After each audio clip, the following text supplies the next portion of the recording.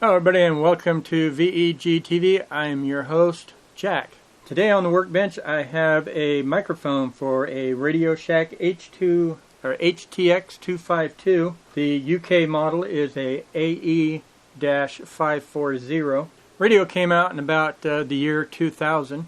I do not have the radio, I only have the microphone, and what we're doing today is replacing the mic cord on it. Let me zoom you in so you can see. As you can see here, the mic cable is all taped up, falling apart.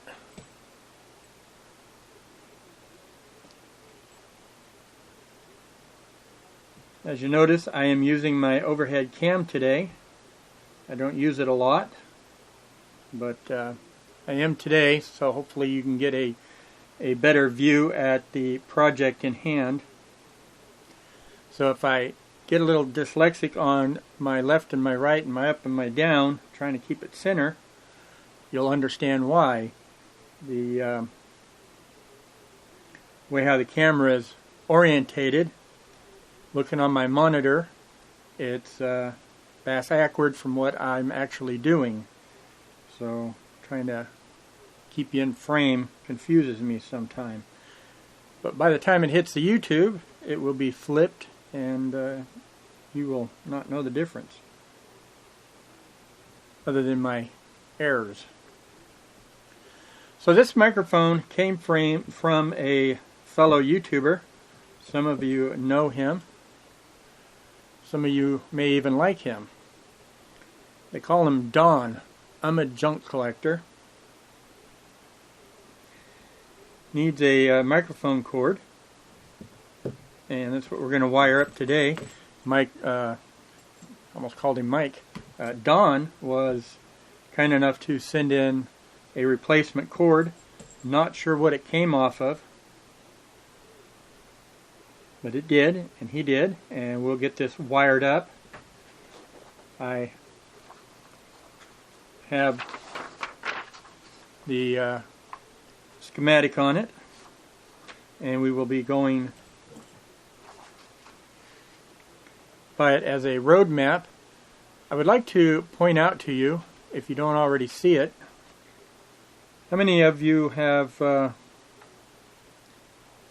seen that in a schematic? Point it out to you just in case you don't see it.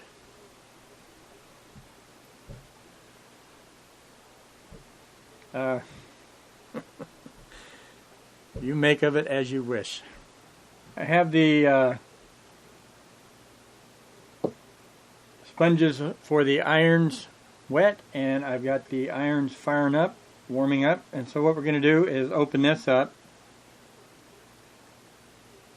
You see we just got two screws right here.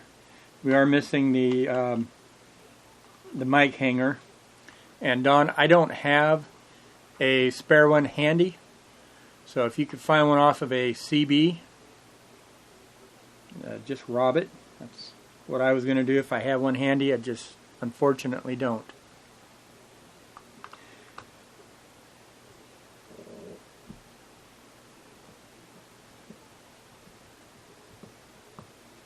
So these are P1 screws.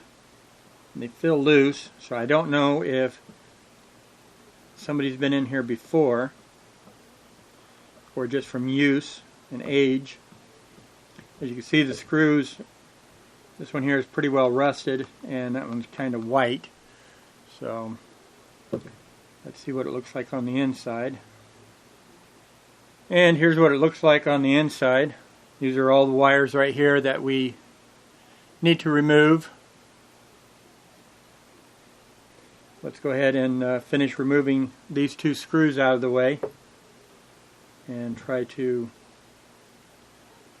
finish disassembling this.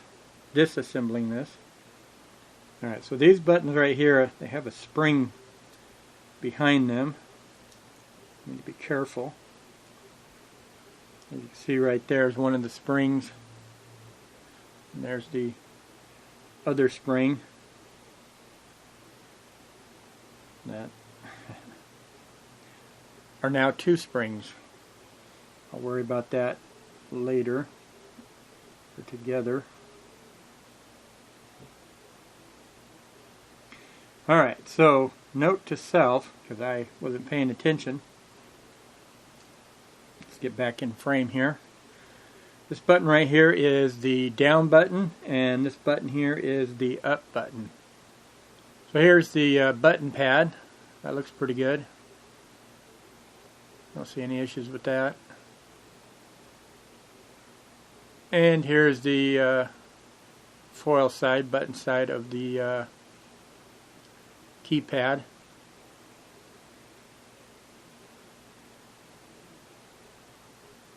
And there's the microphone element. Had this little metal tab that actually sat on. The mic element sat on. And then our lock switch right here. Cap feels nice and secure, so I'll leave that on.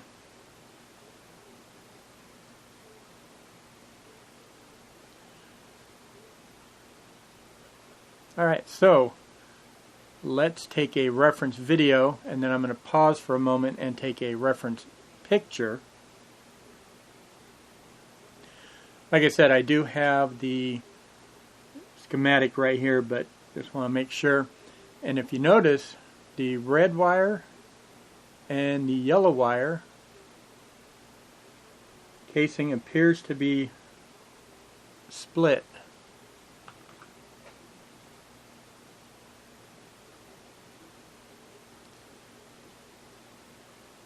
And without breaking out the magnoscope, it looks like the white one.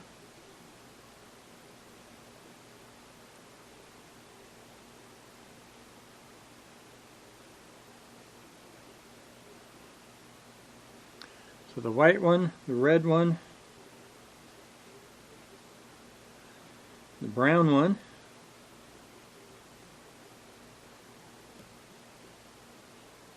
it looks like the last three might be the only good wires intact. Alright, let me take a picture of that and then we'll carry on. First thing I'm going to do is simply cut this cable off, make it a lot easier to manage.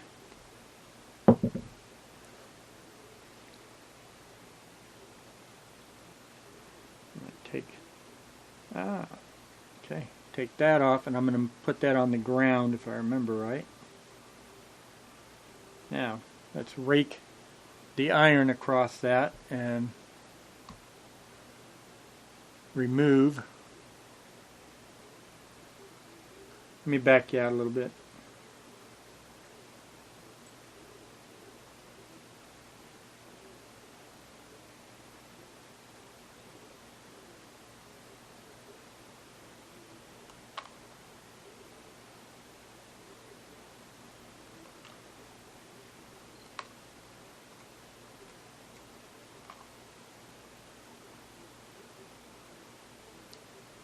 Okay, so now I need to get this, I don't think that this will fit in there.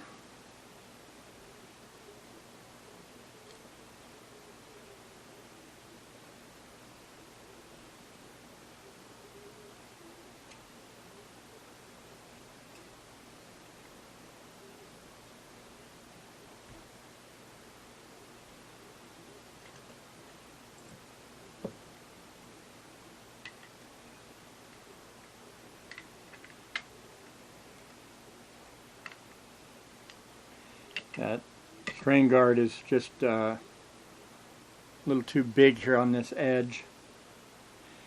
So let me pause the video. I'm going to knife that off, and then we'll see if one of these rings here will fit in there any better. Or maybe I could just whittle off some of that rubber. Let me try that first. I'll whittle off some of that rubber. I'll bring you back. Well, I cut a whole bunch off of that first rung, and as you can see, just trying to squish it down. That's as far as it's going, and we only have the two screws here at the back holding it in.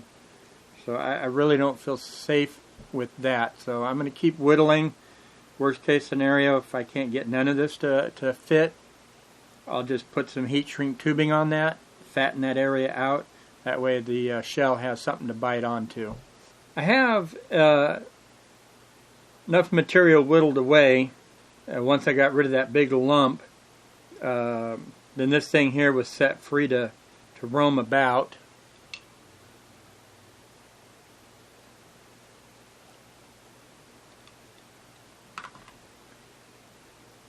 However, with that, because it is free to roam around, this is all that's there to bite down on in here, which is really not good strain relief. I apologize about this lighting.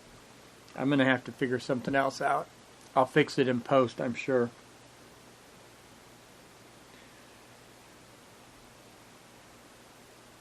Now, I would hate to lose this, if nothing else, just for aesthetics. But I'm really not sure. I think what I'm going to do is finish cutting off these little tabs, because they don't really do anything. Put some shrink tubing in there. And because right now, like I said, these tabs are not doing anything. They don't provide enough strength. You can see how easy it would be to just pull that right out.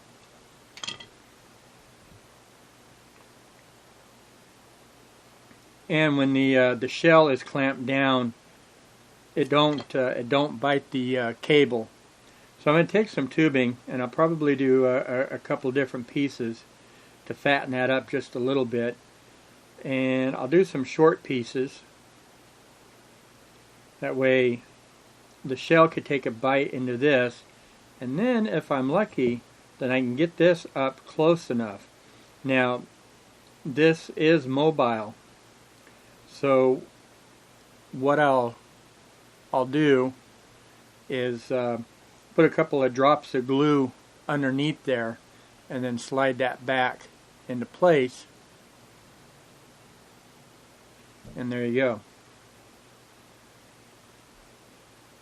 I think this is why I've stopped using the overhead camera. It, like I said, it confuses me. Also did want to notate that this is my first video since eye surgery.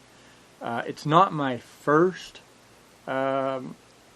repair video since my eye surgery. I have done a few cheesy basic things, and I did okay. And I'm doing this one here for the most part without my magnifying glass, which is pretty good. I needed it to look at the pads here. Otherwise, I did really good, so I'm very happy. Alright, so onward and awkward, shall we? So, as far as the little nubs there, I'll just take dike would be the easiest way to go, and cut that off. Perfect.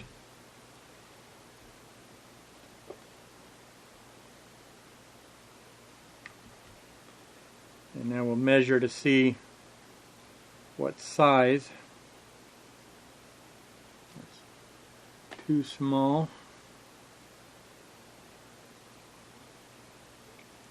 That one right there will fit.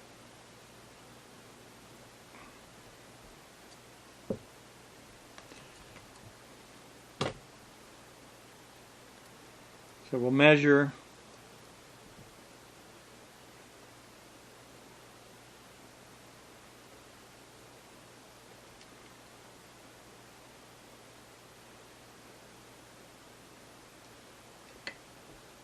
and then we'll cut.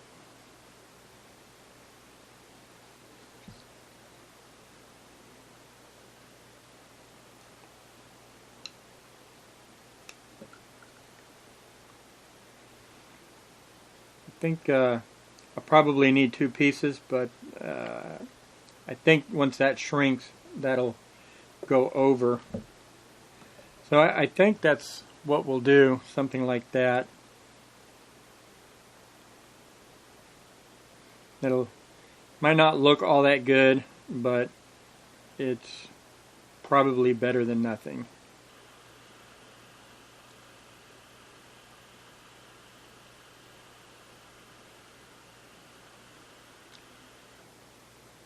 Well, it's a nice good bite that it has. You can see we only sticking out just a little bit, so this will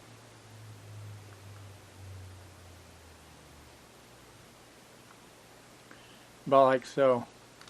It's not really acting as a strainer, but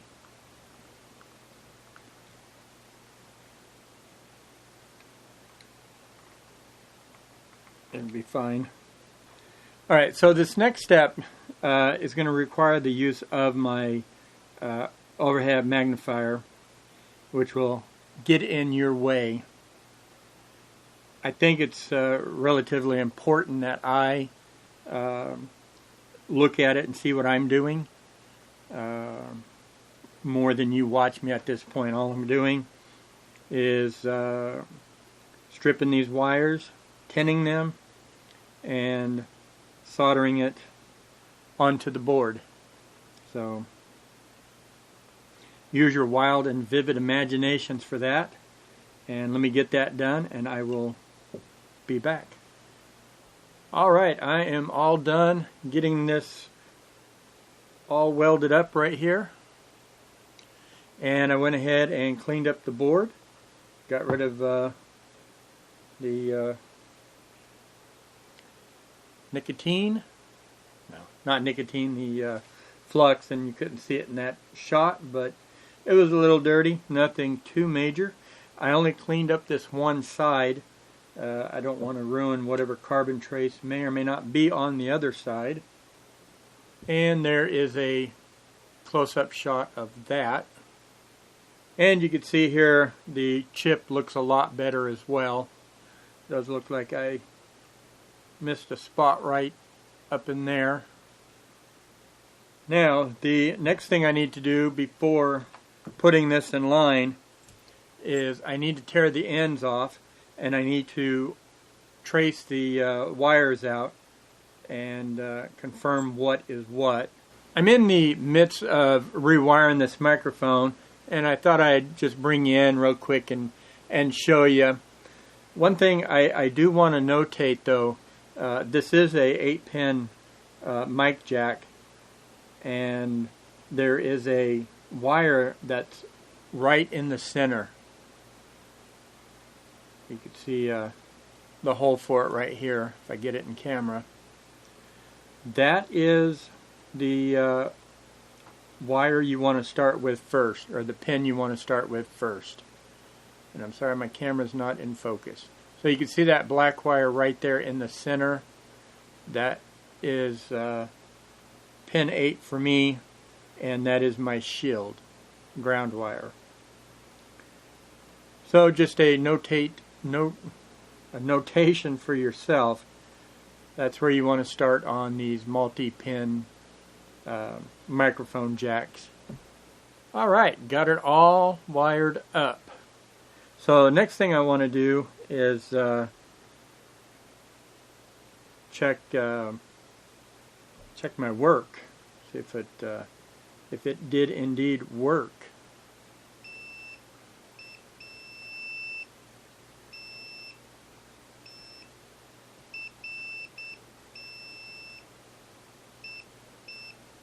Alright, they all test fine.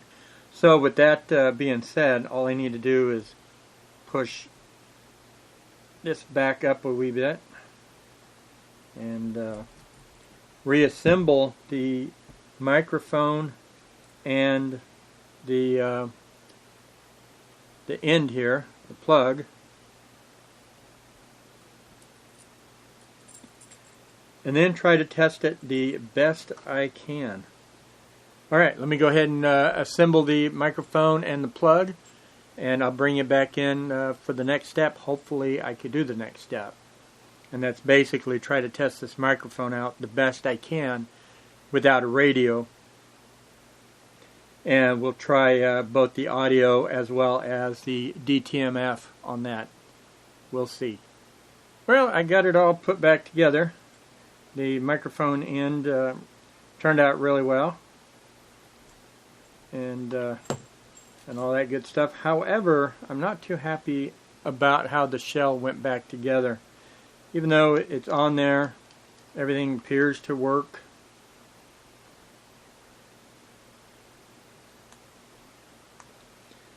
Problem I have is with the basin down here.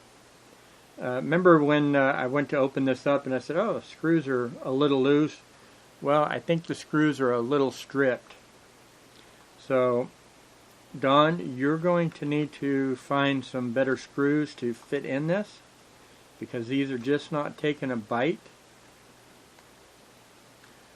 Or, if you're okay with it, put some electrical tape on that right there to keep that down. In fact, I might do that just for transporting. That way that don't come apart, lose the screws. Might even just put that in a Ziploc baggie, I'm not sure. Or both. Otherwise, it came together really well. It don't look too dorky, but there it is. I decided not to glue this down. I think I'll leave that as a personal preference to you, Don. If you don't like that there, then just cut that off. You can glue it down, or you could just leave it there and just know that maybe throughout usage that might travel a little bit down the cable. It's not going to hurt anything. It's a it's a fake strain relief that ain't going to do anything. The bulk of the action is right here on this little bit of 2 sheets of heat shrink that I put on there. That is your strain relief, and it's in there really good. It's not coming out. I got a really good bite up inside there. Piecing it together, it went together pretty easy. I do have to say, these up-down buttons, those little springs, boy, I'm telling you, if you do this your own self, pay attention to those little tiny springs. Trying to get those 4 screws put back on the board. I got the 2 bottom in okay. When I went to go put the 2 tops in, however, had an issue with getting the one in, so I went to go re-angle it, and at which time I did. I don't know, I guess I bumped a button. I did something, and this thing went flying. It's a good thing I had my hand kind of cupped like that, because it did hit my hand and bounce down. Otherwise, I could have lost that spring in all my mess here. So just take heed if you're working on one of these. Be mindful of those 2 springs, or unless you got a cabinet full, then who cares, right? Alright, fantastic. So now the next step is trying to test this. I do know that this microphone is hot, meaning coming out of the radio you've got 5 volts. 5 volts going into the microphone to drive the chip and the circuitry that's in here, as well as the microphone element itself. So what I want to try to do is see if I can get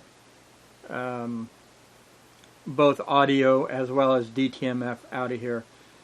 It'll be done by 2 machines if I am successful. The audio, I will plug it into my Heath kit. Oh heck, what is it? Audio spectrum analyzer, and see what happens. I would imagine I could probably put that on an O-scope. An O-scope would probably read all of that as well.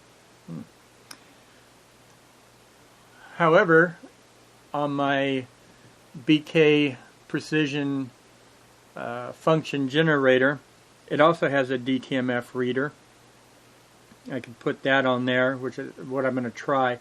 I also have my IFR 1200. It escapes my brain right off the top of my head. Communications monitor, there we go. I know that has DTMF, encode, decode. I could put it on that as well, but to tell you the truth, I haven't played with it enough to know how to do that. I know there's buttons involved. So let's get set up for that, and we'll try doing just that. Alright, you're going to notice that I switched over to the other camera. The overhead camera is cool and everything, but wow, fuse my brain. Anyway, what you're looking at here is a chassis mount microphone plug. I just wired it up for the 3 essential wires that I do believe all we're going to need. And we're going to plug the microphone into it, and in return plug this single white wire into the microphone, audio out. This also doubles as the PTT button. And then over here we have our ground and our 5 volts. And as stated earlier, that's what's going to be needed to power up the chip in this and the mic element to make it work. However, I'm going to have to assault the manual. I'm sitting here looking at my notes, and as I look down here on the microphone, we have the switch, DTMF on off, and I think I'm going to need to wire up pin number 5, because pin number 5 is our lock. Let me do that real quick. We may or may not need that. If we do, then at least we'll have that hooked up. I have the power supply at about 4.5 volts. I have my extra wire soldered in. So we got the positive and negative for the 5 volts, or in this case 4.5 volts. We have our white wire for our audio and our PTT, and then our black wire here for our DTMF lock, which I believe is just going to go straight to ground. At least that's where I'm going to try it first. So grab our live wires right here.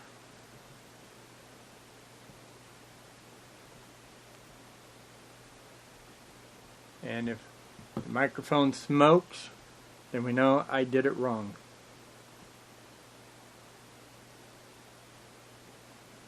Alright, no smoke, no fire. Power supply not bogging down. Next thing I'm going to do is plug in connection to the microphone and hope that I've got it right. I've never hooked the device up and used it as a decoder before, although I know it has the options. Hitting the PTT and mashing a button, and I'm getting nothing. Let me swap my ground around. I'll connect it to power supply 5 volt negative, and nothing. Let me hook the negative of the lock switch, pin number 5, to ground, power supply ground, and try it, and nothing. Alright, let me test. Let me put you on hold real quick, and let me make sure I've got my BK set up proper. Stand by. I can confirm that I do have my cable wired into this correctly, and I can confirm that by using this device here. It's a device that I've shown briefly when I acquired the device, but I've not done a demo on it yet. One day when I have time, I'll definitely do that. So I set this device onto DTMF, and when I push it, it does populate up here. So let me zoom you in to this device. Alright, so on the DTMF generator that I showed you a moment ago, I'm going to go ahead and push number 8, and you should see that populate on the screen. And then we'll do a 6, 7, 5, 3, 0, 9. And you see that we have digits that do display. 100 brownie points to whoever knows what that number is. Go ahead and put it in the comments. If I remember, I'll try to tell you at the end of this video. Okay, so that is working. So now I got to come back down to the microphone. Let me look at the schematic and see what I'm doing wrong. Well, that was a big waste. I could not get it going. I went through the schematic. I don't see why I'm not able to get it to do what I want. Anyway, next step, I'm going to try to actually see if I can get some audio, some modulation out of the microphone. It'll probably be a fail, a bust. I won't go too hard and heavy on it. We will just give it a shot. So I have the microphone all wired up. And we have it plugged into the audio spectrum analyzer. The bad thing about this is, unfortunately, my two knobs down here had broken from old age. Went to use it, play with it not too long ago, and they broke. So hey, if you're really good at casting me some new knobs, I'll be more than happy to pay you for your time. I would like to have new knobs for this. Or if you've got new knobs for this, hit me up. I would be interested. Might have you, if you're good at casting, cast them all. Why not? So anyway, so now I'm going to grab the microphone and just touching it there, you see, of course you're not seeing my hand, but at the time that rises, I'm placing my hand over it. So maybe something. So let me go ahead and depress the microphone and see what happens. Hello, test, 1, 2, 1, 2, audio, audio. Turn off the DTMF. Hello, audio, audio, audio. I'm not getting audio, but if I push in the PTT right there, and I'm going to push the number 5 on the keypad now. Now.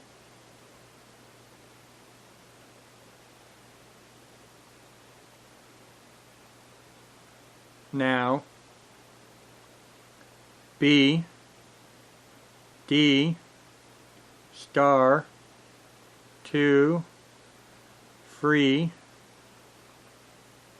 Now let me turn off the PTT, I'm sorry, the DTMF keypad, push down the PTT, and pushing number 5 now, 6, B, D, star, star. Turn on the keypad, push number 5, 5. Alright, so that works.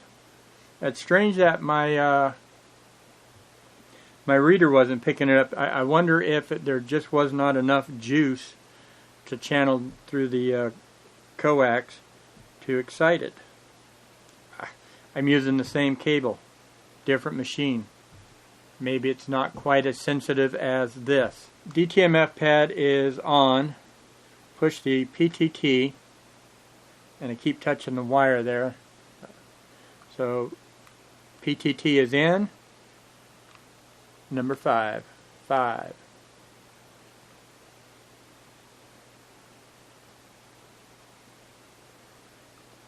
So you see it's responding. Hello. Hello. Let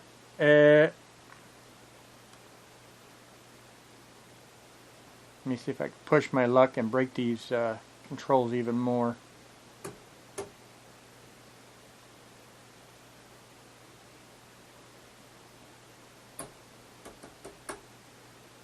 Alright, so that's that on the, it looks like it's on the maximum sensitivity.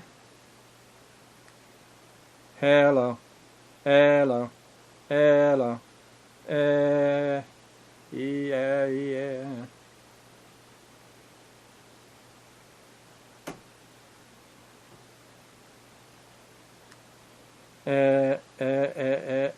Just checking my paperwork. So, Dawn, it appears that it works.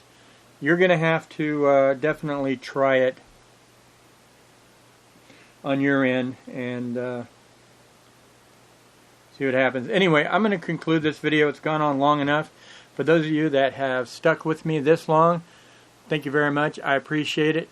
Give yourself not one but two of these. Cool. Alright, like you, I'm out of here. Thanks for watching again. I appreciate it. Subscribe if you ain't already did so. Bye.